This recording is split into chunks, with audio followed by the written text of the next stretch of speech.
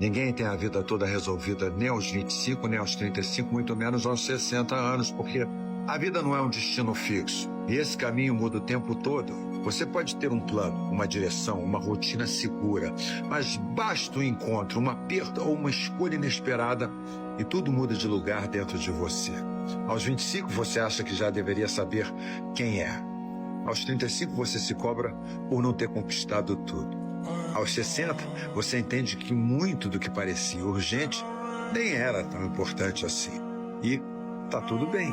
Crescer não é ter todas as respostas, é ter coragem de continuar fazendo as perguntas certas. Você não está atrasado nem perdido.